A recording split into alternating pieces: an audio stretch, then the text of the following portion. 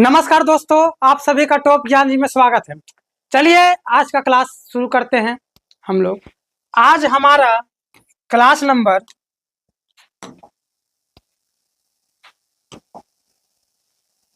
15 है, जो कि वैदिक सभ्यता का अंतिम क्लास होगा आप लोगों का। पिछले वीडियो में ही हमने आप लोगों से कहा था कि यह अंतिम क्लास है, लेकिन उसमें नहीं हो पाया क्योंकि आर्ट्स का जितना भी सब्जेक्ट होता है आर्ट्स का, उसमें ज़्यादा 1 घंटा का क्लास बहुत ही बोरिंग हो जाता है। इसीलिए आप लोगों से कम समय लेने का प्रयास करते हैं और अधिक बताने का चाह रखते हैं। क्या कम से कम बताने का कम से कम समय लेने का चाह रखते हैं और अधिक से अधिक बताने का भी चाह रखते हैं। तो देखिए, आप सभी को वैदिक सभ्यता के बारे में हम पढ़ा रहे थे, बता रहे थे, समझा रहे थे। उसमें आप लोगों को बताए थे जो वैदिक काल है वह 2 भागों में बांटा गया है। एक को ऋग वैदिक काल बोलते हैं, ऋग वैदिक काल, और दूसरा को उत्तर वैदिक काल। उत्तर वैदिक काल, जो ऋग वैदिक काल का आप लोगों का समय बताए थे, समय पीरियड, टाइम पीरियड बताए थे, वह 1500 बीसी से लेकर 1000 बीसी तक आप लोगों को समय हम बताए थे कल। और जो उत्तर वैदिक काल का था वह 1000 बीसी से 600 बीसी तक का बताए थे, यानी 1500 ईसा पूर्व से 1000 ईसा पूर्व और 1000 ईसा पूर्व से 600 ईसा पूर्व का समय आप लोगों को हमने बताया था।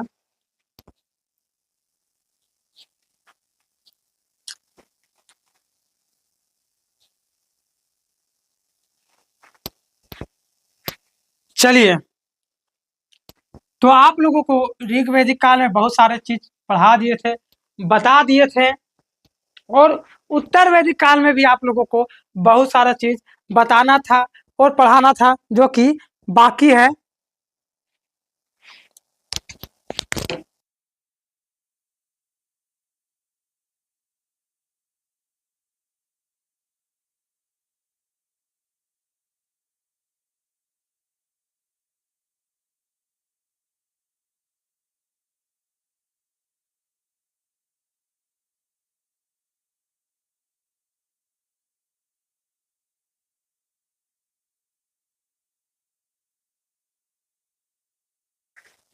चलिए, थोड़ा काम पड़ जाता है इसलिए उधर उधर चले जाते हैं, अब कोई दिक्कत नहीं। चलिए, आप लोगों को कल की वीडियो में आप लोगों को बताए थे आर्य के बारे में। किसके बारे में?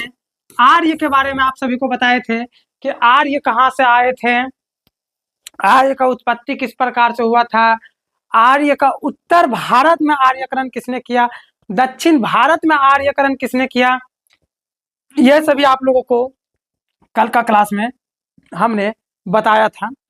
तो चलिए एक बार थोड़ा सा रिवीजन कर लेते हैं। जो आर्य थे, क्या आर्य, वह कहाँ से आए थे? तो मध्य एशिया से। कहाँ से भारत आए थे? तो मध्य एशिया से भारत आए थे। मध्य एशिया से भारत आए थे। उन्हें मध्य एशियाई या फिर मैक्स मूलर भी कहते हैं। क्या? Max Muller. चलिए, जो आर्य का भाषा था वह देवताओं का भाषा था। आर्य के भाषा देवताओं का भाषा, यानी देवता का भाषा बराबर आर्य का भाषा बराबर संस्कृत। यानी जो देवताओं का भाषा, देवता लोग जो बोलते थे भाषा, यानी संस्कृत भाषा का प्रयोग देवता करते थे, उसी का प्रयोग आर्य भी करते थे, आर्य भी करते थे। यही कारण है कि आर्य अपने आप को श्रेष्ठ मानते थे। जो आर्य थे वे अपने आप को, जो आर्य है अपने आप को श्रेष्ठ मानते थे। और जो भारतीय लोग थे, जो भारतीय थे, भारत के मूल निवासी थे, भारत के मूल निवासी को, भारत को मूल निवासी को वे अनार्य,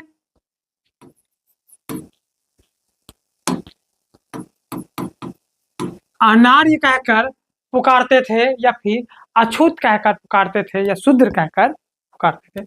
चलिए आगे की ओर देखते हैं और आप लोगों को क्या क्या बताए थे, क्या क्या उसमें समझाए थे। इसमें आप लोगों को आर्यों का आर्यकरण बताए थे। क्या बताए थे? आर्यकरण, आर्यकरण आप लोगों को बता चुके थे। उसमें बताए थे उत्तर भारत और बताए थे दक्षिण भारत। क्या क्या बताए थे? उत्तर भारत और दक्षिण भारत। आप सभी को उत्तर भारत में हमने ऋषि अगस्त के बारे में बताए थे, इसके बारे में, ऋषि अगस्त के बारे में, और इसमें गौतम ऋषि के बारे में।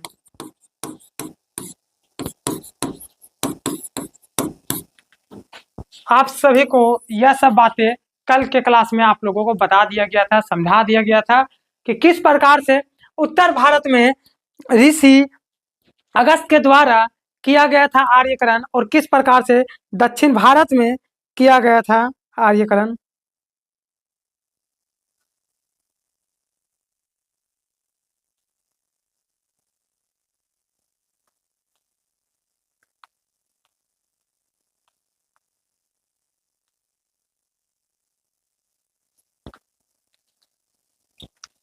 चलिए आगे की ओर बढ़ते हैं और देखते हैं क्या।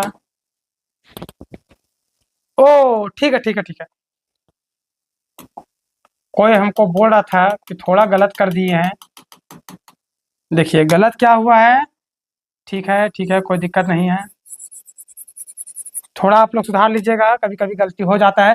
उत्तर भारत का था गौतम,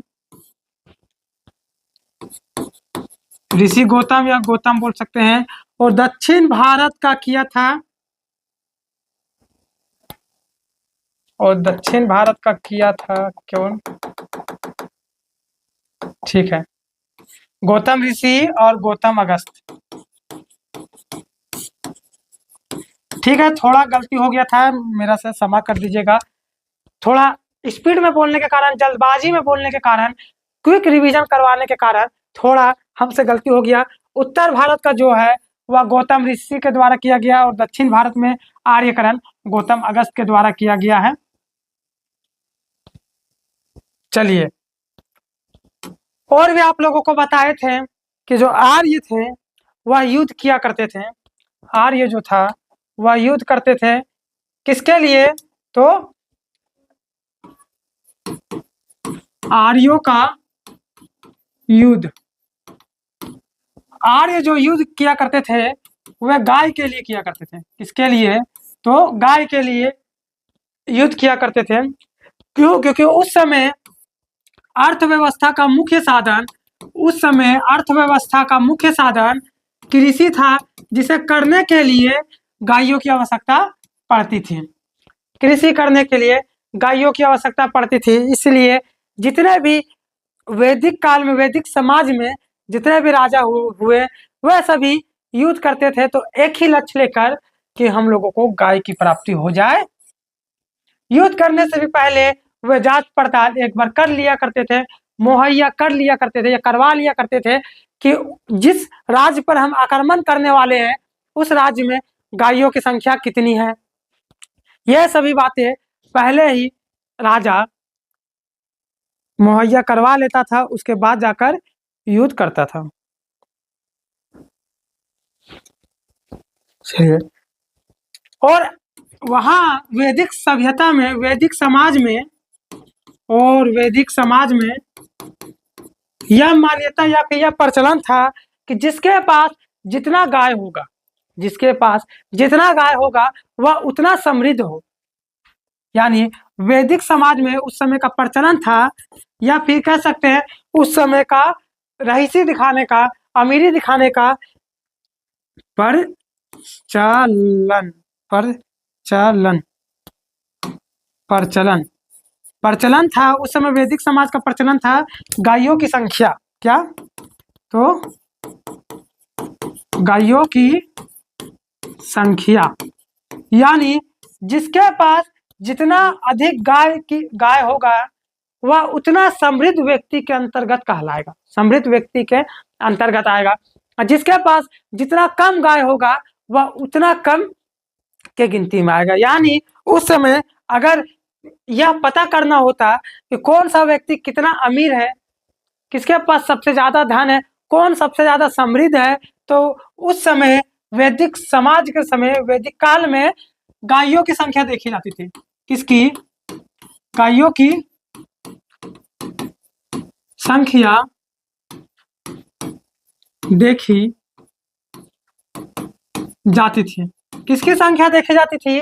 तो गायों की संख्या उस समय वैदिक समाज में देखी जाती थी कि जिसके पास जितना गाय होगा उतना अधिक वह व्यक्ति समृद्ध होगा, धन्यवान होगा। चलिए, इसके बाद आप लोगों को 10 राग युद्ध के बारे में बताए थे। 10 राग 10 राग युद्ध के बारे में आप लोगों को बताए थे, जिसमें बताए थे कि आर्य और अनार्य के बीच में जो युद्ध हुआ था उसी को 10 राग युद्ध कहते हैं। यानी जो आर्यों के बीच में और जो मूल निवासी, अनार्य किसे कहा गया है? अनार्य किसे कहा गया है? तो भारत के मूल निवासी को। किसे कहा गया है? भारत के मूल निवासी को कहा गया है। किसे कहा गया है अनार्य? तो भारत के मूल निवासी को कहा गया है। और यह बताया गया 10 राग युद्ध में कि किस प्रकार से आर्य और जो अनार्य थे, यानी भारत के मूल निवासी थे, उनके बीच में किस प्रकार से युद्ध हुआ था। उस युद्ध के बारे में, 10 राग युद्ध के बारे में हम लोगों को ऋग्वेद में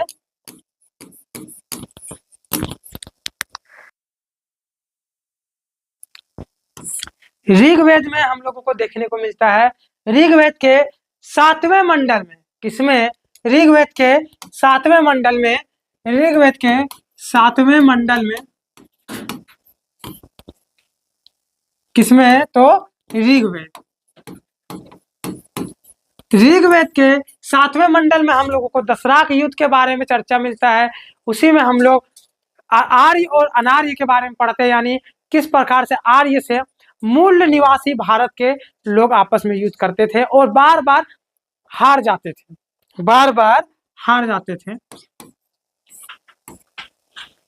उसके बाद ऋग्वेद काल धीरे धीरे समाप्त हो गया। उसके बाद धीरे धीरे उत्तर वैदिक काल का समय आया।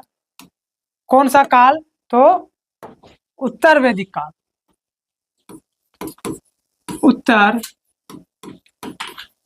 वैदिक काल किसका समय आया? धीरे धीरे, तो धीरे धीरे उत्तर वैदिक काल का समय आया।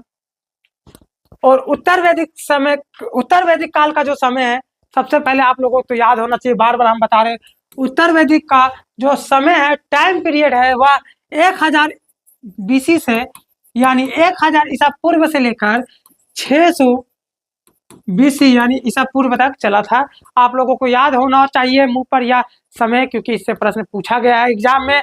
आप लोगों का जब अगला वीडियो में इसका MCQ करवाएंगे तो उस समय आप सभी को उत्तर वैदिक काल और वैदिक काल का समय काल, यानी समय शासन, समय जो था उससे प्रश्न पूछा गया है, वह लाकर दिखाएंगे।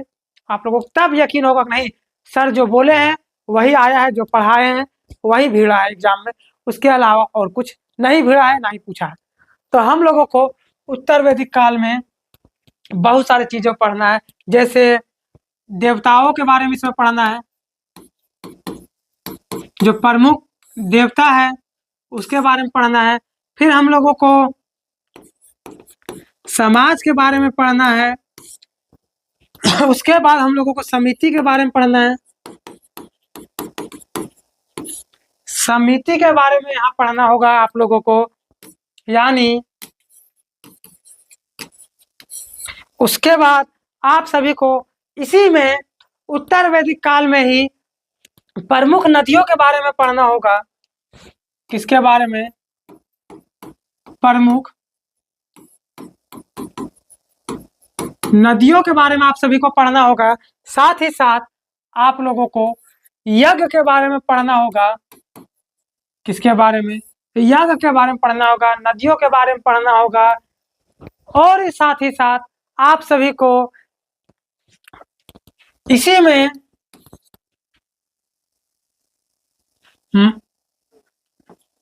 जन के बारे में पढ़ना होगा, जो आगे चलकर महाजनपद का रूप ले लिया था, जो कि 16 महाजनपद में टूट गया था, बिखर गया था।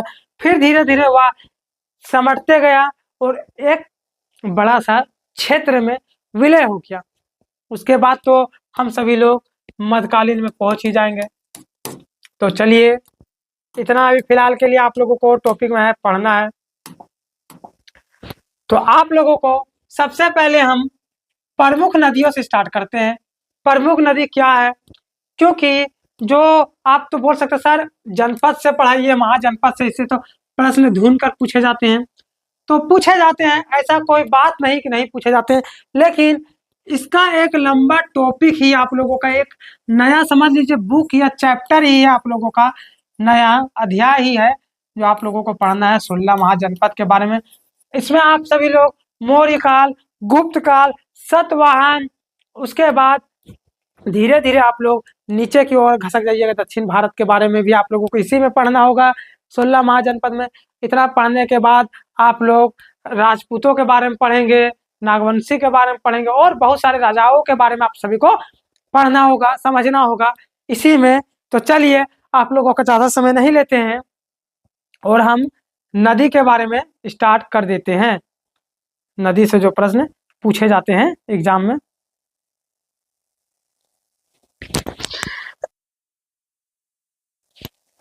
चलिए, तो ऐसे बहुत सारे नदी है, ऐसे बहुत सारे नदी है जिनका नाम पूछा जाता है। उनमें से सबसे प्रमुख नदी आप लोगों को टॉपिक लिख देते हैं, नदियां। क्या है आप लोगों का टॉपिक? तो नदियां भी पढ़ाने वाले हैं आप लोगों को। तो देखिए, नदियां में आप लोगों से अगर पूछेगा कि वैदिक काल का या फिर सिंधु सभ्यता का सबसे महत्वपूर्ण नदी कौन सी थी, तो आप सभी को सिंधु नदी उत्तर में देना होगा। कौन सा नदी? सिंधु नदी आप सभी को देना होगा, जिसका आधुनिक नाम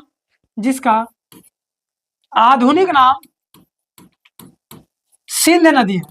जिसका आधुनिक नाम सिंध नदी है। लेकिन आप लोग सिंध नदी तो सब लोग बोलते होंगे, सॉरी, सिंध नदी बहुत कम लोग बोलते होंगे, अधिकांश लोग उसको सिंधु ही बोलते हैं, लेकिन सिंधु नहीं, आप लोग सिंध नाम में रखिएगा याद।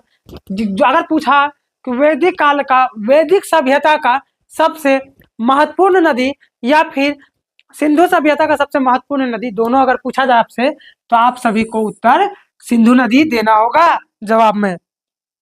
चलिए, आगे की ओर बढ़ते हैं और देखते हैं क्या है प्रश्न। देखिए, अब आप लोग दो क्वेश्चन तो जान ही गए। सिंधु नदी सबसे प्राचीन भी है और सिंधु सभ्यता का भी नदी है, और वैदिक सभ्यता का सबसे महत्वपूर्ण नदी भी सिंधु नदी है। एग्जाम में पूछेगा तो आप लोगों को यही देना होगा उत्तर में। लेकिन अब आप लोगों को दो नाम याद रखना होगा। एक प्राचीन नाम, क्या? एक प्राचीन नाम और दूसरा आधुनिक नाम। दूसरा आधुनिक नाम किसका नाम? तो नदियों का नाम। किसका नाम? तो आप लोगों को नदी का नाम याद रखना होगा कि प्राचीन नाम यानी पुराने जमाने में उनका क्या नाम था और अभी के युग में किस नाम से संबोधित किया जाता है। तो सबसे पहले आप लोगों को जो पहला नाम है वह याद रखना होगा, सिंधु नदी। सिंधु नदी, जिसका आधुनिक नाम सिंध नदी है। क्या है? सिंध नदी है। उसके बाद आगे बढ़िए और नया देखिए, सिंध नदी तो याद ही होगा। अब हम लोग सुवस्तु नदी के बारे में देखते हैं। किसके बारे में? सुवस्तु नदी।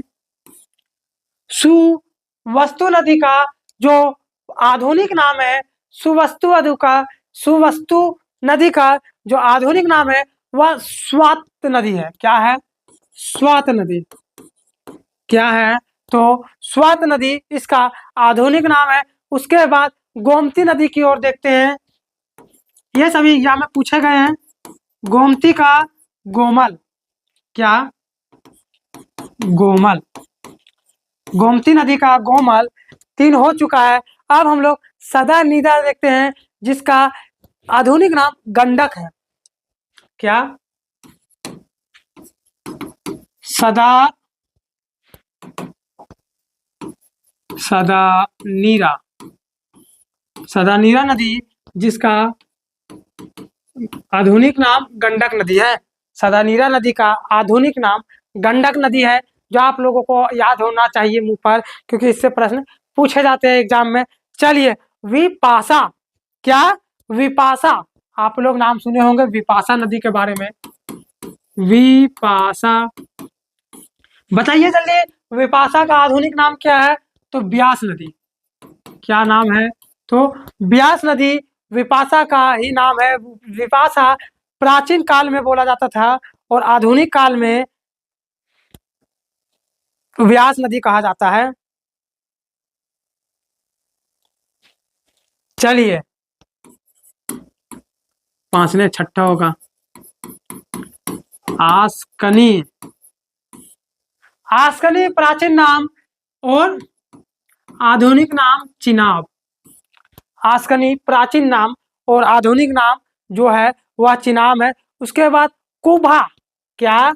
आप लोग कुभा याद रखिएगा, एक पूछता है कुभा। कुभा का आधुनिक नाम क्या है? जो पाकिस्तान में बहता है, सिंधु काबुल। क्या है? काबुल। काबुल नहीं, काबुल होगा। काबुल। ठीक है। कुभा यानी काबुल नदी। कुभा यानी काबुल नदी। चलिए, अब हम लोग आगे की ओर देखते हैं और बढ़ते हैं, क्या कहता है। और बाकी बहुत सारे नदी है। आप लोगों को जब पीडीएफ हम दिखाएंगे, पीडीएफ में उसमें बताएंगे। जैसे घग्गर भी है, सतुद्री भी है।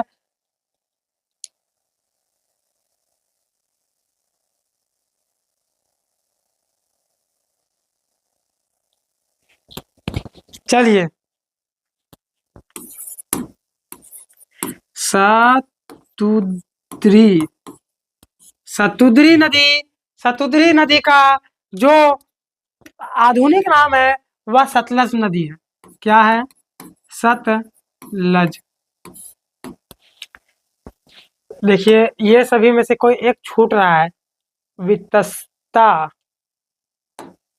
हाँ, एक और नदी का नाम आप लोग याद रखिएगा, वितस्ता। वितस्ता नदी का आप सभी लोग नाम बता दीजिए जल्दी से, तो बोलिएगा कि झेलम। कौन सा नदी? झेलम नदी। यानी अगर आपसे प्रश्न में पूछा जाए, अगर आपसे प्रश्न में पूछा जाए कि वितस्ता का आधुनिक नाम क्या है, तो झेलम। झेलम का प्राचीन नाम क्या है? तो वितस्ता। सतुद्री का प्राचीन नाम, सॉरी, सतुद्री का आधुनिक नाम सतलज, और सतलज का प्राचीन नाम सतुद्री। कुभा का आधुनिक नाम काबुल। काबुल का प्राचीन नाम कुभा। अस्कनी का आधुनिक नाम चिनाब। चिनाब का प्राचीन नाम अस्किनी।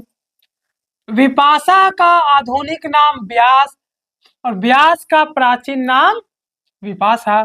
सदा नीरा का गंडक आधुनिक नाम, और गंडक का प्राचीन नाम पूछा जाए तो आप सभी को सदा नीरा मारना होगा।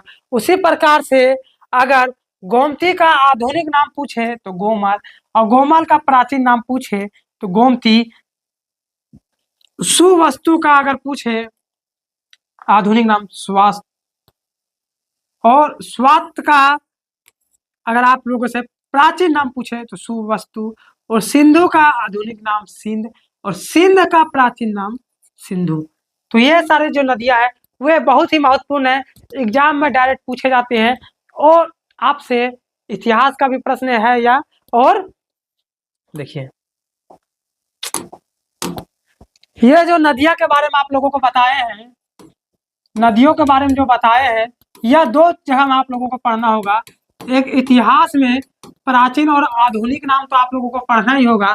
साथ में जब आप सभी लोग भूगोल पढ़िएगा, जब आप सभी लोग भूगोल पढ़िएगा तो उसमें भी आप लोगों को एक टॉपिक आएगा नदी के बारे में।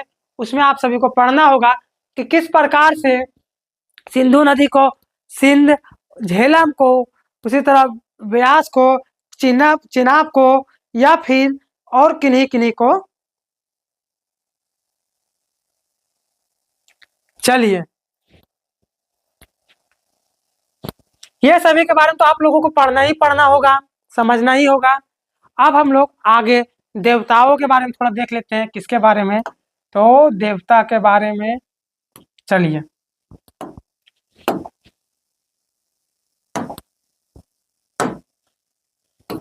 किसके बारे में देखना है अब हम लोगों को? तो देवता के बारे में देखना है, देवताओं के बारे में पढ़ना है। तो बहुत सारे देवता वैदिक काल में हुए थे, उनमें से कुछ महत्वपूर्ण देवता उनके बारे में देख लेते हैं। जैसे सबसे महत्वपूर्ण देवता के बारे में पूछा जाए तो वह इंद्र भगवान थे। कौन थे?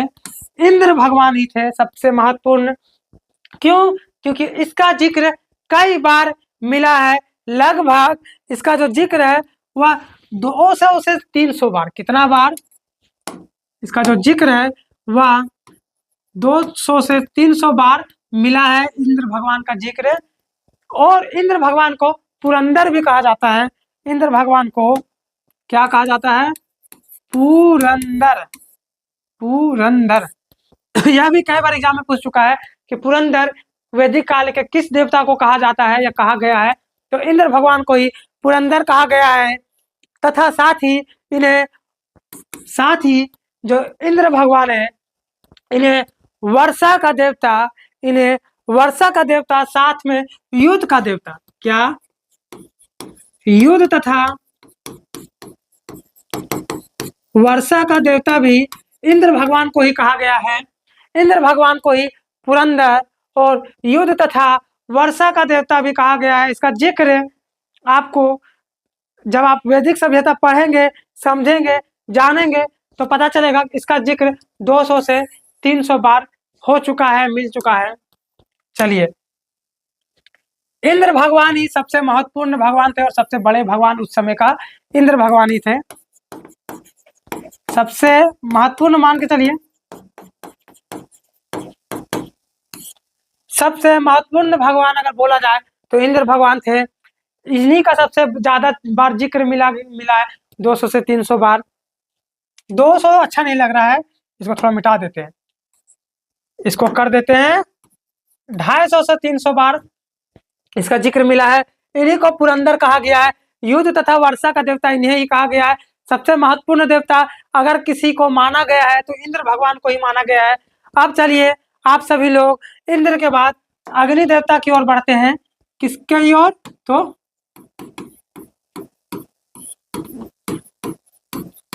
अग्नि देवता की ओर बढ़ते हैं। अग्नि देवता में देखते हैं क्या कहा गया है अग्नि देवता के बारे में। अग्नि देवता के बारे में आप सभी को पता होगा, यज्ञ यानी आग। आग का कभी कोई देवता हुआ करते थे, अग्नि देवता उन्हीं को कहते हैं। इनसे ज्यादा नहीं कुछ पूछना है, बस इंद्र भगवान से अधिकांश सवाल इंद्र भगवान से ही पूछे जाते हैं। सबसे महत्वपूर्ण, सबसे दुलारवा, पुरंदर, वर्षा का, युद्ध का देवता इत्यादि। सबसे अधिक बार चर्चा किस देवता का हुआ है? यह सारे प्रश्न इंद्र भगवान से ही पूछे जाते हैं। ये सभी नॉर्मल है, याद रखिएगा। अग्नि देवता आग के देवता थे। चलिए आगे और हम लोग देखते हैं। अग्नि देवता तो समझ ही गए, आग का देवता है। अब हम लोग वरुण देख लेते हैं और सोम देवता के बारे में देख लेते हैं। किसके बारे में? वरुण देवता और हम लोग सोम देवता के बारे में देखते हैं। सोम देवता आप सभी को पढ़ा ही चुके हैं, दारू वाला देवता का नाम था सोम देवता। चलिए चलिए, आप सभी लोग को पता होगा जो सोम देवता है वह दारू के देवता थे। किनका देवता? दारू का देवता या फिर जंगल का देवता इन्हें भी कहा गया है। अभी भी आप देखिएगा, अब तो फैशन चल गया है बार में जाके दारू पीने का, या फिर घरों में पीने का दारू, या पार्टी में भी दारू का व्यवस्था किया जाता है उसमें, शादी विवाह में। लेकिन पहले के लोग कोई मदिरा पान करते थे या फिर दारू का सेवन करते थे, सोम देवता का सेवन करते थे, सोम का जलपान का सेवा करते थे, तो वे जंगल में जाकर किया करते थे, इसलिए उसे जंगल का भी देवता कहा गया है। सोम देवता को दारू या का देवता या फिर सोम का देवता, सोम देवता ही हो गया, जंगल का देवता सोम देवता ही हो गया। चलिए, वरुण, वरुण देवता को ही वायु का देवता कहते हैं। वायु मतलब हवा, वायु मतलब हवा, आप सभी को पता होगा। वरुण, वरुण, वायु, वरुण, वायु का भी पर्यावाचिक शब्द वरुण है, आप लोगों को पता ही होगा।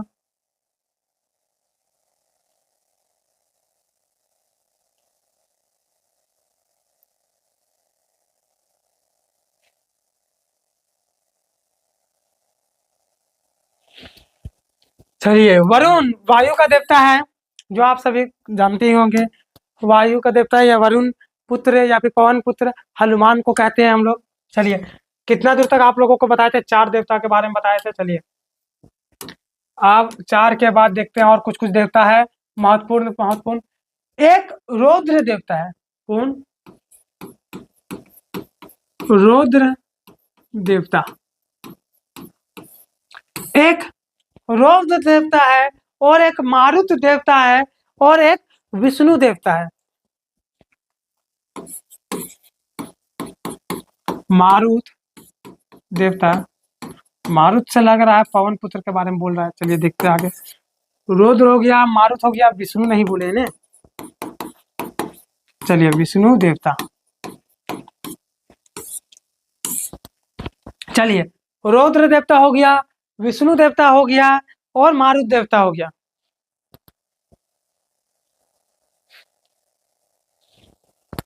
चलिए, और क्या इसमें बताए?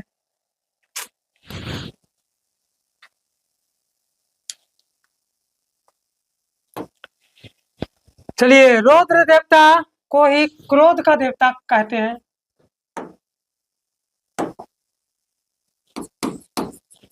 क्रोध का देवता रौद्र देवता को ही कहते हैं। मारुत मतलब हो गया पवन देवता, मारुत मतलब ही हो गया पवन देवता, और रौद्र मतलब क्रोध जो करते थे उन्हीं को कहा जाता है। पवन बोल सकते हैं, या फिर इन्हीं को तूफान का देवता भी कहते हैं। तूफान का देवता या फिर मारुत का देवता। चलिए, विष्णु, जो ना जाने विष्णु भगवान, ब्रह्मा भगवान और महेश भगवान, तो समझिए कोई ना जाने, आप सभी को पता होगा जो विष्णु भगवान है उन्हें पालनकर्ता भी कहते हैं।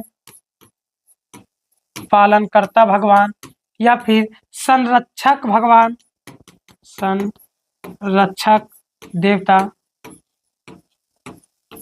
कौन कौन सा? पालनकर्ता या फिर संरक्षक देवता विष्णु भगवान को ही कहते हैं। मारुत देवता को पवन या तूफान का देवता कहते हैं। रौद्र देवता को क्रोध का देवता कहते हैं। और बाकी बहुत सारे और देवता बच चुका है, टेंशन मत लीजिए, वो सब आगे आप लोगों को बताएंगे।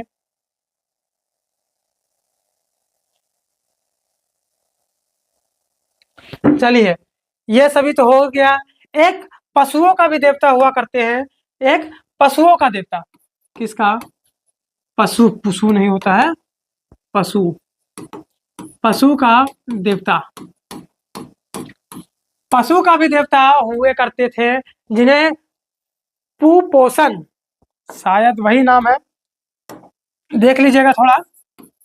पू पो पुपोना, पुपोना कहते थे। पुसोन, पुसोन, हाँ पुसोन करके कुछ नाम था, कंफ्यूज में है। उन्हीं को पशु का देवता कहा गया है वैदिक सभ्यता में। तो ये सभी बातें अभी उतना मत जानिए, आप लोग को की काम की नहीं है। ये कंफ्यूजन में इसीलिए नहीं बता रहे, बाकी तो सारा देवता बता दिए हैं, जो सारे के सारे एग्जाम में पूछे जाते हैं, पूछे गए हैं। जब आप लोगों का प्रश्न लाएंगे तो पता चलेगा। आप चलिए आगे देखते हैं और क्या पढ़ना है आप लोगों को। चलिए देखिए, अब हम लोग सामाजिक व्यवस्था में आते हैं। किसमें? सामाजिक व्यवस्था में। सामाजिक व्यवस्था किसमें? तो चलिए सामाजिक व्यवस्था के बारे में हम लोग पढ़ लेते हैं, समझते हैं, जानते हैं, अच्छी तरह से देखते हैं। जो समाज था उसका सबसे सर्वोच्च पद, समाज का सर्वोच्च पद राजा का होता था। किसका होता था? तो राजा का होता था। वैदिक सभ्यता में, वैदिक काल में जो सबसे सर्वोच्च पद हुआ करता था वह राजा का होता था। और साथ ही साथ ये जो राजा थे वे कोई भी निर्णय बिना किसी समिति के, बिना किसी समिति के आज्ञा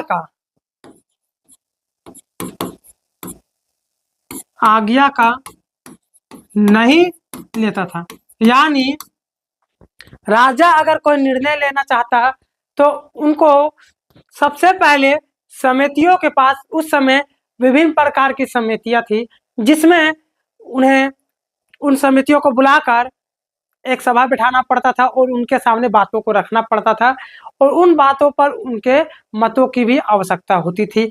अगर सभ्यता में हाँ की मान्यता अधिक हुआ तो उस नियम कानून को लागू किया जाएगा और कम हुआ तो उसका नियम कानून नहीं किया जाएगा। सबसे सर्वोच्च पद राजा का था। और सबसे छोटी इकाई अगर पूछेगा, सबसे छोटी इकाई अगर आप लोगों से पूछेगा तो आप सभी का उत्तर होना चाहिए सबसे छोटी इकाई गांव की थी। किसकी? गांव की। सबसे छोटी इकाई अगर आपसे पूछा जाए तो गांव का, और सबसे सर्वोच्च पद पूछा जाए तो राजा बोलिएगा। और सबसे बड़ी इकाई अगर आपसे पूछेगा तो आपको जन बताना होगा, जो आगे चल के महाजनपद में टूट गया था, बिखर गया था, उसके बारे में बोलना होगा। यानी जो सामाजिक व्यवस्था में हम लोग सभी लोग पढ़ेंगे उसमें सर्वोच्च पद के बारे में पूछता है, वह राजा का होता था।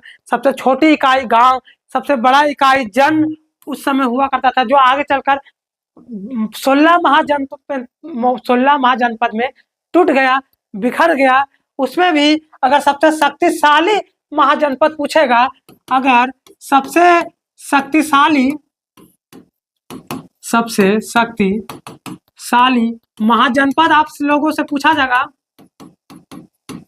जो महाजनपद अगर पूछा जाएगा तो आप सभी लोगों को मगध जनपद के बारे में बताना होगा।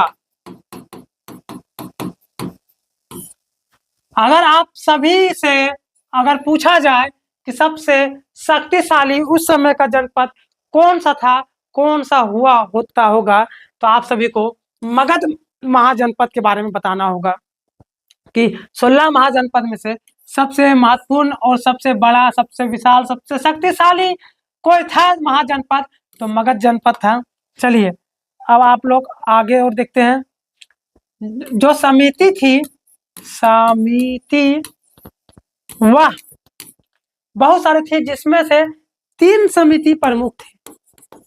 3 समिति प्रमुख थी। कौन कौन से तो दिखाते हैं। पहला समिति का नाम सभा था। पहला समिति का नाम क्या था? तो सभा था। दूसरा समिति, तीसरा विद्रत, पहला सभा, दूसरा समिति,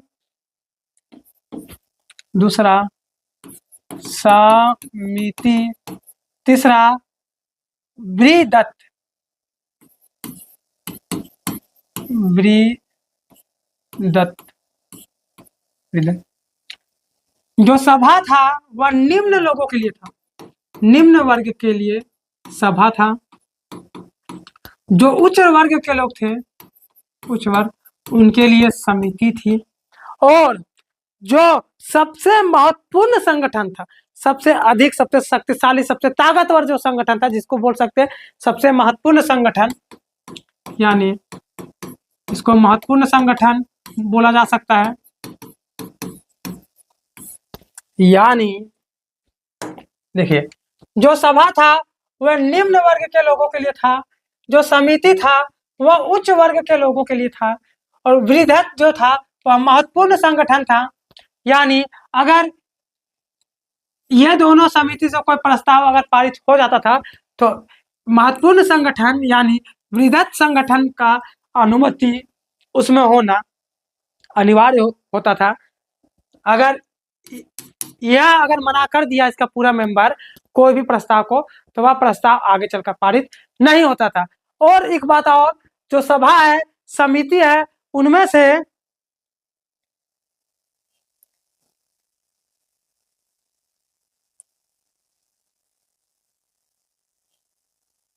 जो सभा था, देखिए यहां लिख देते हैं अगला कलर से, ठीक है।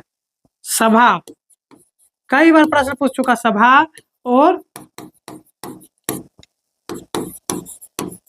वृद्धय, वृद्धय, वृद्धा है, वृद्धय। सभा और वृद्धय में जो संगठन बनाया गया था उसमें महिलाओं को भी भाग लेने की अनुमति थी। महिलाओं को भी भाग लेने का अनुमति किसमें था? सभा और वृद्धय में महिलाओं को भी भाग लेने की अनुमति था। साथ ही साथ वे अपना मत को भी रख सकते थे, अपना वोट भी दे सकते थे, अपना विचार प्रकट भी कर सकते थे और हाँ ना में जवाब भी दे सकते थे। इतना अनुमति था उस समय सभा और वृद्धय संगठन में। तो चलिए आप लोगों का जो वैदिक सभ्यता है वह यहीं पर समाप्त होता है। इसके आगे कुछ कुछ बच जाता है। महायज्ञ, महायज्ञ बोलिए चाहे यज्ञ बोलिए, दोनों एक ही है। और बहुत सारे कुछ छोटे छोटे टॉपिक बचा हुआ है, तो वे सभी के बारे में भी आप लोगों को जानना है। तो ज़्यादा समय आप लोगों को ले लिए हैं। चलिए अब हम थोड़ा आप लोगों का पीडीएफ की ओर बढ़ते हैं, देखते हैं पीडीएफ में क्या क्या है, जो हम बोले सो है या नहीं है, जो पढ़ाए सो है या नहीं है, उसे एक नज़र हम लोग देख लेते हैं, समझ लेते हैं, जान लेते हैं।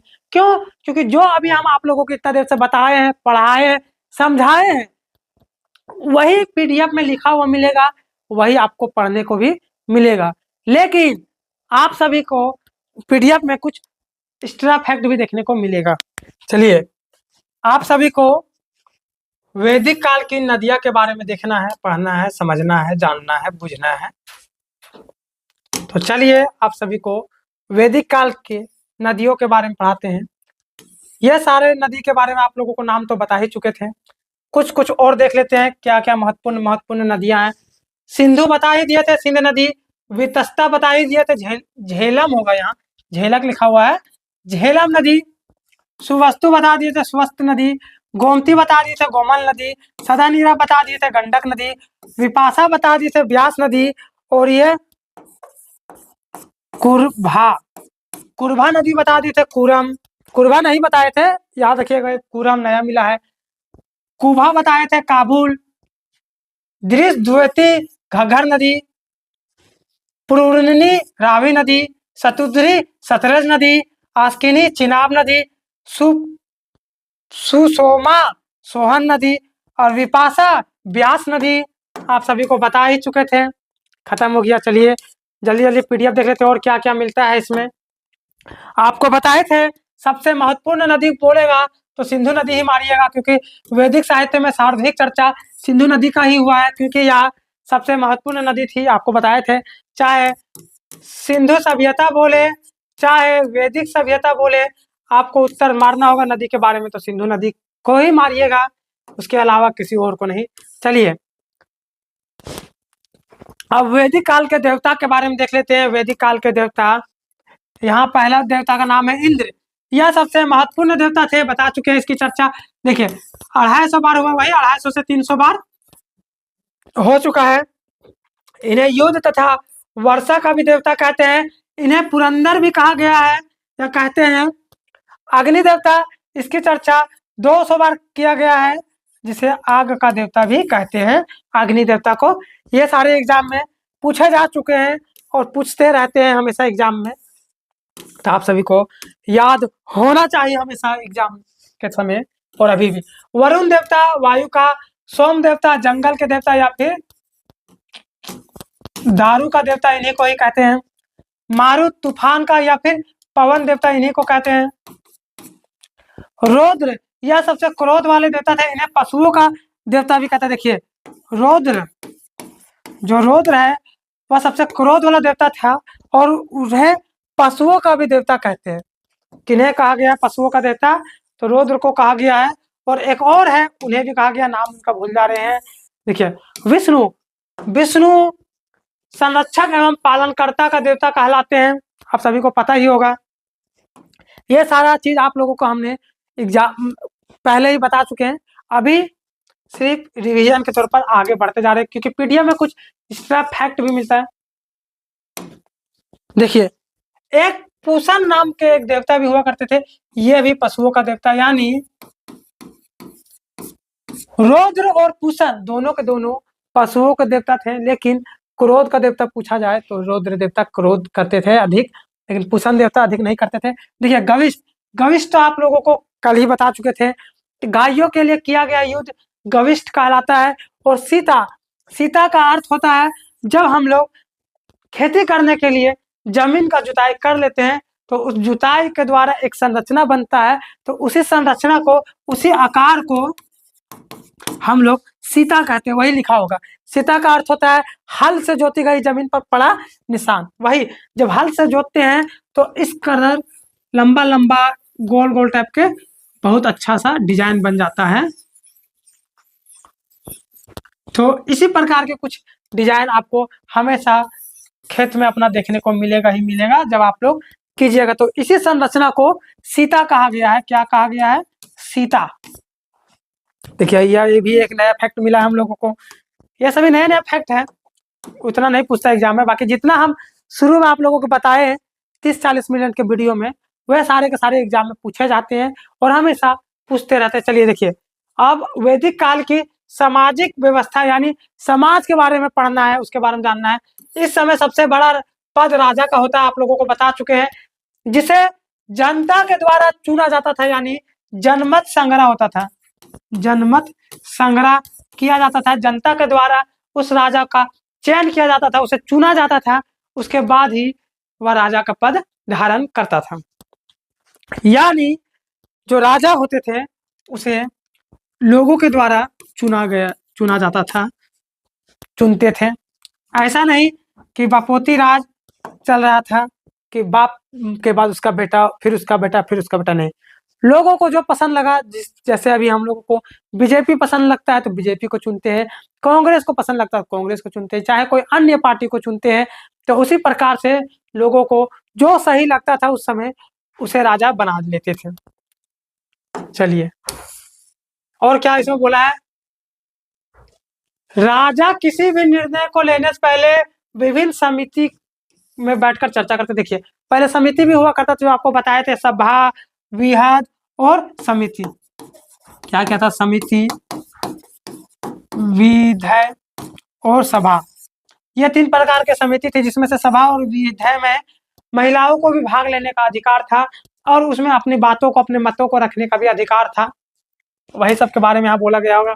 सभा साधारण लोगों का होता था, निम्न जाति के जो लोग होते थे वे सभा में रहते थे। और एक समिति है, इसमें उच्च वर्ग के लोगों का संगठन था। और विधेय में यह सबसे महत्वपूर्ण संगठन था। इसकी चर्चा 122 बार हो चुकी है, इसे हटाइए। देखिए नोट में यहाँ लिख दिया है कि सभा और विधायी में भाग लेने की अनुमति महिलाओं को भी थी और साथ ही साथ अपना मत रखने का भी अनुमति था। ऐसा नहीं कि अपना समाज का, अपना संगठन का नाम ऊंचा करने के लिए महिलाओं को तो शामिल कर दिए, लेकिन उसमें महिलाओं को मत रखने की अनुमति देंगे ही नहीं, ना ही सवाल उठाने का अनुमति देंगे। तो ऐसा संगठन बनाने से क्या फायदा। चलिए आगे की ओर देखते हैं क्या बोलता है। वैदिक समाज की सबसे छोटी इकाई तो बताए थे गांव है, जिसके मालिक को ग्रामिक कहते थे। सबसे बड़ी इकाई तो बताए थे जन है, जो आगे चलकर जिनके मालिक को राजन कहते थे।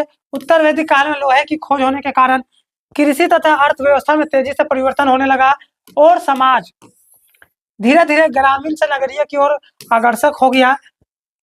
आकर आगे देखिए वही बोला है कि जैसे ही लोहा का खोज हुआ तो जो वैदिक सभ्यता ग्रामीण थी वह धीरे धीरे नगरीय की ओर बढ़ने लगी। सोचिए आप गांव में रहते हैं और अभी शहर में आकर पढ़ाई कर रहे हैं, तो आप बड़े बड़े फैक्ट्री देखे होंगे, बड़े बड़े दुकान, बड़े बड़े बिल्डिंग, मकान, इमारत, ये सब देखे ही होंगे। लेकिन गांव में ऐसे नहीं दिखते होंगे, गांव गांव का जैसा लगता होगा। लेकिन अगर वह सारे चीज गांव में उठ के चल गया तो वह एक नगर का रूप लेगा या नहीं लेगा। आप ही लोग बताइए दोस्तों, मित्रों, प्यारे हैं मेरे, तो बोलिएगा हाँ सर बिल्कुल लेगा, आप सही बोल रहे हैं। तो उसी प्रकार से जब लोहे का खोज हुआ तो वैदिक सभ्यता में भी विकसित होते गया और महाजन जन जो था वह जन धीरे धीरे महाजनपद का रूप ले लिया, जो आगे चल के 16 महाजनपद में टूट गया। अगर आपसे पूछेगा कि सिंधु सभ्यता के बाद भारत का दूसरा सबसे बड़ा नगरीय सभ्यता कौन सा था या थी, तो आपको महाजनपद मारना पड़ेगा। महाजनपद काल या फिर महाजनपद, देखिए वही लिखा हुआ है महाजनपद काल सिंधु सभ्यता के बाद दूसरी नगरीय सभ्यता थी। अगर आपसे पूछ लेगा कि भारत का प्रथम नगरीय सभ्यता कौन सा था, तो आपको सिंधु सभ्यता मारना होगा। और दूसरा नगरीय सभ्यता अगर आपसे पूछा जाए कि दूसरा नगरीय सभ्यता भारत की कौन सी है, तो आपको महाजनपद मारना होगा उत्तर।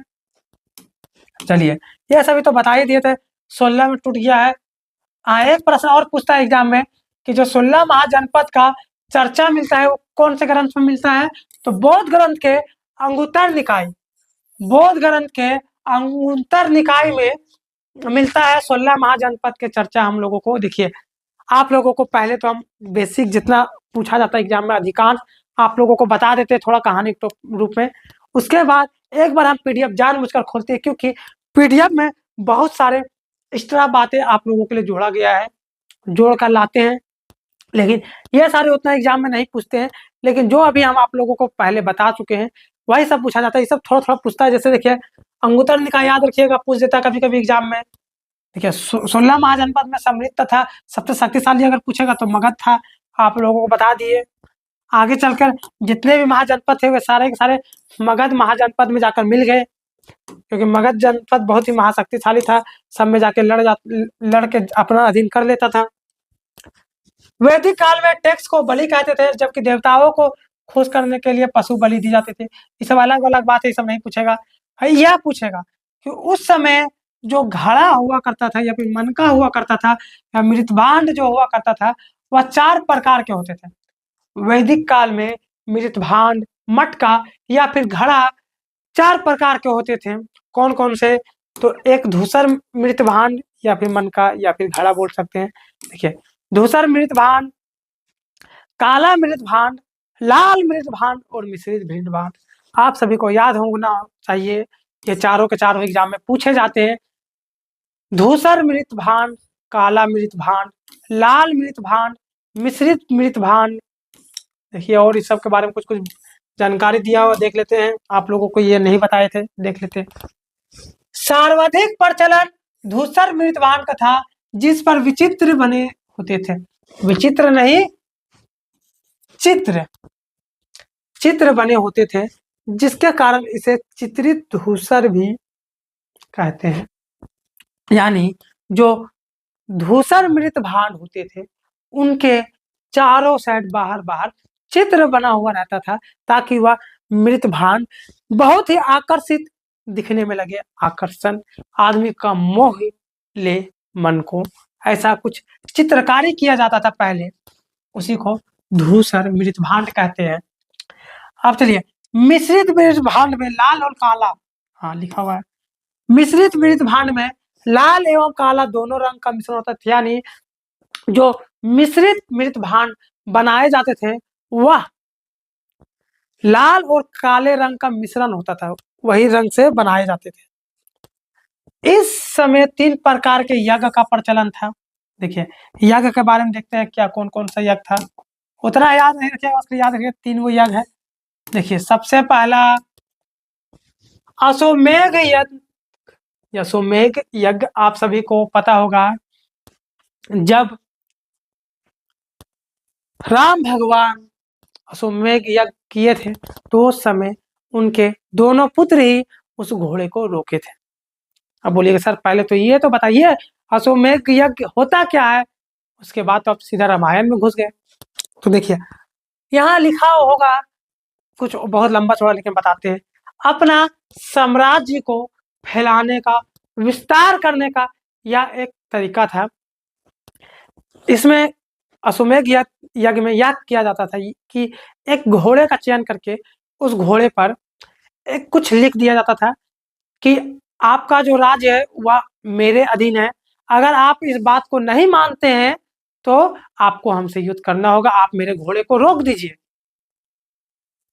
यानी जैसे हम राजा हैं, मान के चलिए हम अपना एक घोड़ा लाए, घोड़ा में लिख दिए कि जिस जिस इलाका से मेरा घोड़ा गुजरेगा वह इलाका मेरा हो जाएगा। अगर किसी को कोई संदेह या फिर किसी प्रकार की कोई परेशानी है तो वे हमसे युद्ध कर सकते हैं, हमारे घोड़े को रोक सकते हैं और अपना घोड़ा को दौड़ा देंगे। हमारा घोड़ा जितना दूर तक जाएगा उतना दूर तक मेरा इलाका हो जाएगा। तो वही बात यहाँ कहा गया है कि इसमें घोड़ा को यज्ञ करके छोड़ दिया जाता था। यानी जो घोड़ा छोड़ा जाता था अश्वमेध यज्ञ में, उसमें घोड़ा से पहले यज्ञ करवाया जाता था। जहां तक घोड़ा जाता था वहां तक का क्षेत्र राजा ले लेता था, वही हो गया अपना इलाका। घोड़ा को रोकने वाला व्यक्ति को राजा से युद्ध करना पड़ता था। वही अगर किसी को लगेगा नहीं, बिना युद्ध किए, बिना उससे हमको डरे नहीं, हम कुछ काम कांड किए, हम कैसे अपना राज्य को उसके अधीन कर दे, तो नहीं, हम पहले युद्ध करेंगे। तो युद्ध करने के लिए उस घोड़ा को रोकना पड़ता था। वाजपेयी यज्ञ देखते हैं क्या होता है।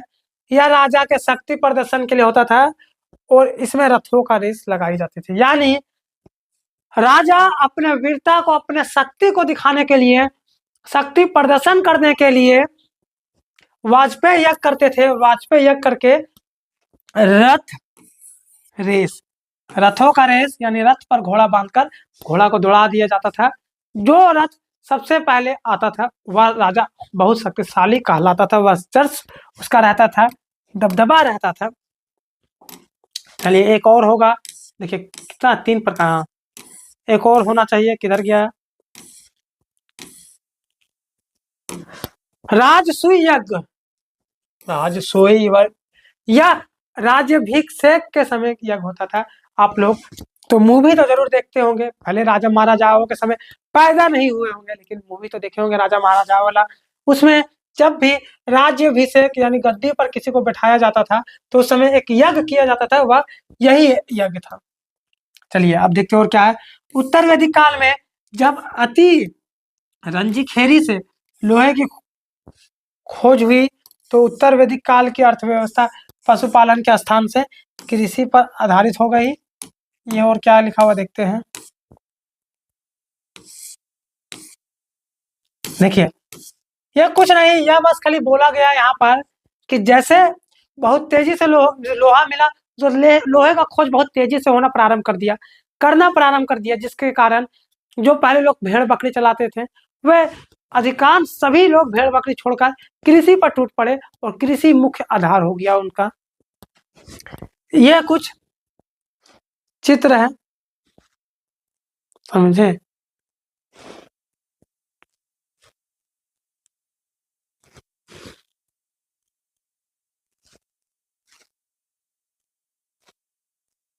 क्या है, वैदिक काल में पठ दर्शन दिए गए। इसके पुस्तक का नाम है, कौन लिखा है, वैदिक काल में कभी कभी पूछ देता है सांख्य दर्शन, व्यय दर्शन, योग दर्शन, वैश्विक दर्शन, उत्तर मीमांस दर्शन, पूर्वी मीमांस दर्शन, जो कि जैनवी के द्वारा, वज्रायन के द्वारा, कनाद के द्वारा, पतंजलि के द्वारा, गौतम के द्वारा और कपिल के द्वारा लिखा गया है। ये याद रखिएगा, कई बार एग्जाम में पूछ चुका है और आपसे भी पूछ सकता है। ये याद करने वाला चीज है। क्या याद करा है? संख्या दर्शन कपिल, व्यय दर्शन गौतम, योग दर्शन पतंजलि, वैश्विक दर्शन कनाद, उत्तर मीमांस दर्शन वज्रायन, पूर्वी मीमांस दर्शन जैमिनी। ये आप सभी लोग याद रखिएगा, एग्जाम में पूछ देता कभी कभी। और देखते हैं क्या है। और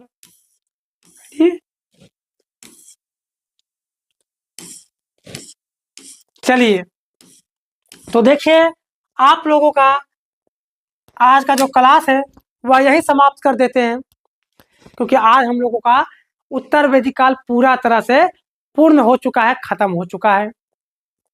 कल के वीडियो में आप लोगों का एमसीक्यूज होगा, कल के क्लास में। तो देखिए, हर बार बोलते हैं लास्ट में, इस बार भी बोल रहे हैं, आप लोगों के लिए इतना मेहनत कर रहे हैं, इतनी अच्छे पीडीएफ ला रहे हैं, आप लोगों को समझा रहे हैं, बता रहे हैं और प्रश्न भी दिखा रहे हैं। और जो प्रश्न लाते हैं डायरेक्ट पढ़ाया हुआ प्रश्न रहता है और एग्जाम में पूछा गया भी प्रश्न रहता है। ऐसा बात नहीं कि एग्जाम में, अरे देखिए, मेरा जो प्रश्न लाते हैं हम, जो आप लोगों को करवाते हैं, ऐसा नहीं कि बहुत सारे टीचर क्या करते हैं, आपको और टीचर के बारे में बताते हैं। बहुत सारे जो टीचर होते हैं वे क्या करते हैं, जो पढ़ाते हैं वही क्वेश्चन लाते हैं, मतलब जो पढ़ाते हैं अपने से उसी का प्रश्न बनाकर लाते हैं। और एक से दो या फिर लास्ट अगर 50 क्वेश्चन कराते, 100 क्वेश्चन, अगर 100 से 200 क्वेश्चन करवा रहे हैं तो 5 से 6 ही क्वेश्चन एग्जाम में पूछे हुए रहता है, बाकी के बाकी अपने आप से बनाते हैं वे प्रश्न। तो हम वैसा काम नहीं करते हैं, ना ही हम प्रश्न अपने से बनाते हैं और ना ही हम किसी को मेहनत करने देते हैं। हम खुद मेहनत करते हैं, क्योंकि अगर मेरा पीडीएफ कोई दूसरा जन बनाएगा तो हो सके उसका क्या मन करे, क्या डालेगा क्या नहीं डालेगा, किसी का भी नोट्स उठा डाल सकता, किसी का भी प्रश्न उठा डाल सकता, लेकिन नहीं, हम आप लोगों के लिए हमेशा प्रीवियस ईयर PYQ डालते हैं। प्रीवियस ईयर क्वेश्चन ही लाके हमेशा डालते हैं। मेरा जितना भी क्वेश्चन रहता है सारे के सारे प्रीवियस ईयर पूछे हुए रहते हैं और वही क्वेश्चन लाते हैं। कौन सा क्वेश्चन? जो पढ़ाते हैं वही नहीं, जो पढ़ाते हैं वही तो रहता है एग्जाम में पूछा हुआ, लेकिन उसके अलावा भी कुछ एक्स्ट्रा प्रश्न रहते हैं, अलग से रहते हैं, हाई लेवल का भी प्रश्न, जो शायद आप लोगों को दूर दूर तक कोई टीचर पढ़ाते भी नहीं होंगे, नहीं बता सकेंगे। हाँ, ऐसा बहुत सारे टीचर होते हैं जो आपको फाउंडेशन, यानी मान के चलिए अगर आपको जीडी का तैयारी करवा रहे हैं, जीडी, कोई ऐसे टीचर भी होते हैं जो आपको जीडी का तैयारी करवाएगा और यूपीएससी का क्वेश्चन लाके करवा देगा। अब बोलेगा देखिए मेरा जैसा कोई क्वेश्चन करवाएगा, क्योंकि हुआ था, हम कहीं और भी पढ़ाते हैं कोई कोचिंग में, आपको नाम नहीं बताएंगे। उस कोचिंग में क्या हुआ, एक बार हम जीडी का क्लास ले रहे थे। किसका क्लास? जीडी का क्लास ले रहे थे और जीडी में पढ़ाए, बोले कि इससे प्रश्न पूछाएगा, हर 100% पूछेगा। और हम जो इतिहास पढ़ाए थे उसमें एक क्वेश्चन भी एग्जाम से बाहर नहीं आया था। मतलब मेरा पढ़ाया हुआ एग्जाम में एक भी क्वेश्चन बाहर नहीं आया था, सारा खारा फिर गया। ऐसा नहीं फाउंडेशन बैच के जैसा इतना विस्तार से पढ़ाए थे, शॉर्ट में पढ़ाए थे, बहुत शॉर्ट में पढ़ाए थे, बेसिक चीज नहीं बताए थे, डायरेक्ट मेन फैक्ट पढ़ा के निकल गए थे। 30 क्लास हमको मिला था, यानी 30 दिन, एक महीना हम पढ़ा के निकले थे और सारा का सारा क्वेश्चन जीडी का हम भिड़वा दिए थे। तो एक बच्चा क्या किया, वहां पर जहां पढ़ाते थे वहां पढ़ता था और दूसरा कोचिंग में जाता था। तो हुआ क्या, मेरे पास पढ़ा, हम क्वेश्चन करवाए, दूसरा पास गया तो बेचारा हुआ क्या किया, जेपीएससी का प्रश्न करवा दिया उसको और बीपीएससी का प्रश्न करवा दिया। किसका? वो भी जो मेंस में पूछे जाते हैं उसका, और जो प्री में पूछे गए हैं हार्ड से हार्ड सवाल उसका करवा दिए गया था उनका प्रश्न। तो हुआ क्या, वह बच्चा मेरे पास आया और बोला सर आप जो करवाए, तो देखिए हम कहीं और भी जाते हैं पढ़ने के लिए, लेकिन वे सर ये सारे क्वेश्चन नहीं करवाए, बोले कि ये सब क्वेश्चन पूछता भी नहीं है एग्जाम में। तो हम बोले कि देखो बाबू, हम भी चौंक गए कि ये सब क्वेश्चन आखिर कौन टीचर करवा दिया उसको, कौन सा टीचर है जो उसको इतना हार्ड हार्ड क्वेश्चन करवा दिया, क्योंकि जीडी में तो इतना हार्ड प्रश्न पूछा नहीं जाता है इतिहास से। तो हम बोले कि एक काम करो, तुम जितना क्वेश्चन है वह सारा क्वेश्चन हमको दे दो, और सारा का सारा हम कल तुमको इसका उत्तर बता देंगे। तो उसको लगा कि क्वेश्चनवा ले जाएगा, गूगल में सर्च मारेगा और अगला दिन आके बता देगा। हुआ क्या, हम ना ही उसका आंसर बताए और ना ही उसको हम सर्टिफाई किए कि नहीं बाबू आपका सर जो था गलत पढ़ाया, कुछ नहीं। चुपचाप से हम उसका जो प्रश्न ले गए थे, उस प्रश्न में हम एक काम किया, क्या, टैग लगा के उसको दे दिए। सारा प्रश्न में, सारा का सारा प्रश्न में टैग लगा के दे दिए और उसको बोले कि जो भी टीचर करवाया है बाबू, उसको जाके पूछना क्या सर आप जो ये प्रश्न करवाए हैं वह जीडी का प्रश्न है या फिर जेपीएससी और बीपीएससी में पूछा गया प्रश्न है, जरा हमको बताइए ना। तो जो स्टूडेंट था वो हड़बड़ा गया कि क्या बोल रहे सर, कुछ धस नहीं रहा है, आप लोग भी नहीं धसा। तब उसको बताया देखो बाबू, ये जितना भी क्वेश्चन उस सर जो आपको करवाए हैं वह जेपीएससी और बीपीएससी का क्वेश्चन करवाए हैं, आपका जीडी का क्वेश्चन एक भी नहीं करवाए हैं। वह अपना कोचिंग का नाम कमाने के लिए, अपना नाम बढ़ाने के लिए आपको जीडी की जगह इतना हाई लेवल का प्रश्न करवा दिए हैं, ताकि बच्चे को लगे कि नहीं इसके यहाँ हाई से हाई लेवल का प्रश्न किए जाते हैं, करवाए जाते हैं, पढ़ाए जाते हैं, तो वैसे बच्चा आएंगे। तो मेरा साथ वैसा नहीं है। आपको अगर हम फाउंडेशन पढ़ा रहे हैं तो फाउंडेशन में आपको सीजीएल तक का प्रश्न टच करवा देंगे, इतना तो गारंटी लेते हैं और टच करवाते भी हैं। तो हम सीजीएल लेवल तक का आप लोगों का प्रीवियस ईयर क्वेश्चन लाते हैं, करवाते हैं। और कुछ स्टेप हैक्ट भी आप लोगों के लिए, जैसे कभी हमको लगता है कि नहीं मेंस में कोई सवाल पूछा गया है जो अच्छा है, आप लोगों के लिए जानना चाहिए, आप लोगों के लिए अच्छा होगा, तो वह प्रश्न भी हम लाकर आप लोगों के लिए करवाते हैं। तो देखिए आप लोगों के लिए इतना मेहनत कर रहे हैं, तो आप लोगों का भी फर्ज बनता है कि हमारे वीडियो को लाइक कीजिए, चैनल पर नए हैं तो सब्सक्राइब कीजिए, बेल आइकन को दबा दीजिए ताकि सारा नोटिफिकेशन आप लोगों को मिलते रहेगा। साथ ही साथ हमारे वीडियो को अपने दोस्तों तक शेयर कीजिए। आप लोगों के लिए इतना मेहनत कर रहे हैं, देखिएगा आप जितने भी हमारे क्लास आज का वीडियो देख रहे हैं, एक काम कीजिएगा आप सभी लोग, एक बार हमसे, चाहे हम जिस प्रकार से पढ़ाएं आपको समझ आए चाहे ना आए, फिर भी आपको समझ आए चाहे ना आए, फिर भी आप एक बार मेरा वैदिक सभ्यता का पूरा क्लास देखिएगा।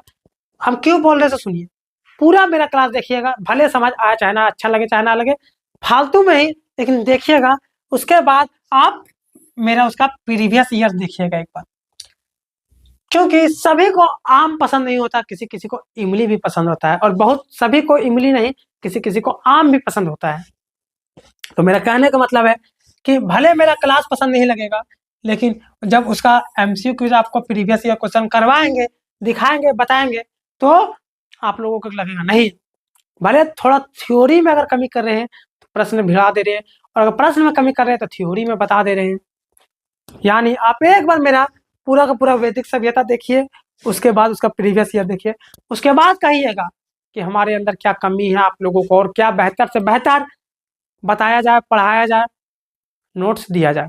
तो देख लीजिए आप लोगों का जो अगला क्लास होने वाला है वह एमसीक्यू जो होगा वैदिक सभ्यता का, कम से कम इसमें तो 80 प्लस प्रश्न तो करवाएंगे ही, कोई शक की बात नहीं। और आप लोगों के लिए संडे को, आप लोगों के लिए संडे को सोच रहे हैं मैराथन क्लास, या फिर आप लोगों के लिए संडे को मैराथन क्लास या फिर टेस्ट रख दिया जाए। क्या रख दिया जाए? टेस्ट। और टेस्ट लेने से पहले आप लोगों को बता दिया जाएगा किस चीज का टेस्ट होने वाला है, किस चीज का मैराथन होने वाला है। आप लोगों को उस मैराथन में या उस टेस्ट में उस प्रश्न का इतना विस्तार व्याख्या बताएंगे, इतना विस्तार व्याख्या लाएंगे आप लोगों के सामने प्रस्तुत करेंगे कि आप लोग शायद ही कभी वैसा व्याख्या किसी टीचर के पास पढ़े होंगे, देखे होंगे। तो आप लोगों से अलविदा लेते हैं। हमारे वीडियो को लाइक, चैनल को सब्सक्राइब, बेल आइकन को दबा दीजिएगा, साथ ही साथ हमारे वीडियो को शेयर कर दीजिएगा। और अगला वीडियो MCQs के लिए आप लोग रेडी रहिएगा अगले क्लास के लिए।